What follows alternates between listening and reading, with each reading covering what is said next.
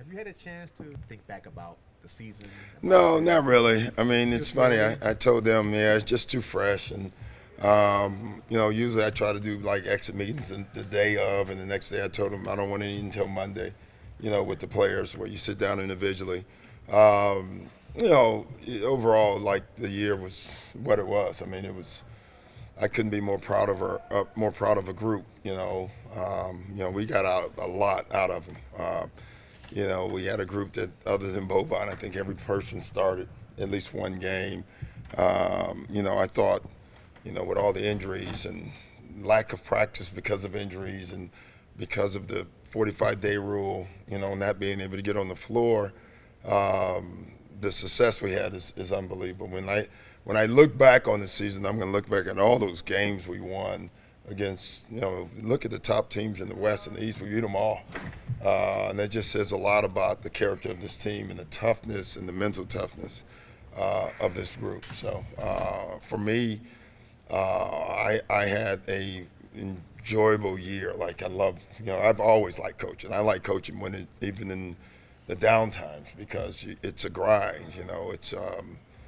That's part of it. But this year with this group, far more highs. I mean, like you just enjoyed watching them and their growth and their competitiveness.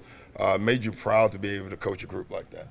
With this team and this organization, is this a place where you can see yourself, finishing your coach career when that time comes? Yeah, I mean, I don't know.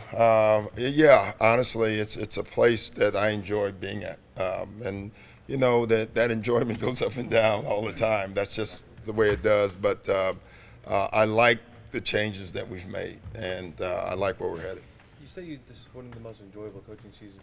Was this also like one of the seasons that made you really have to, I guess, work more in terms of how to make things work? With all No, I mean it does, but I think you do that when you're good too. I don't think people understand how hard it is when you got all your talent on the floor and to get that to work and the chemistry and all the things that it takes to get that to work as well.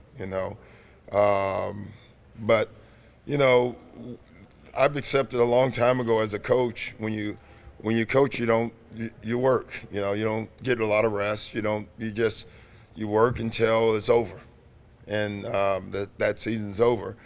And then you start rebuilding to the next year. It's just what you do. But I love doing it. And my staff likes doing it as well.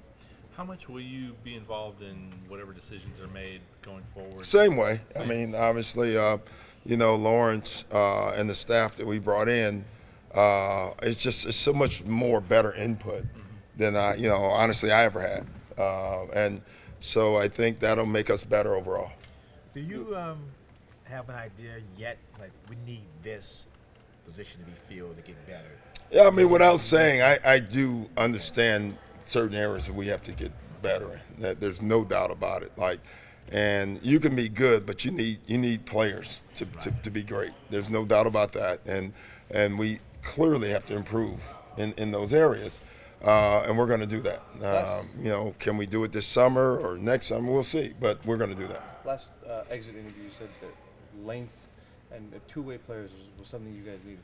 Do you feel like the team fulfilled that? Well, no, I think we're fulfilling that.